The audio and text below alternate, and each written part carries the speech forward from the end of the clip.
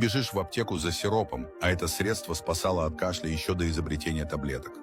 Его пили на Руси, горячим, сладким, с пенкой. Оно согревало грудь, убирало хрип, смягчало дыхание. Рецепт передавали в деревнях от бабушки к бабушке.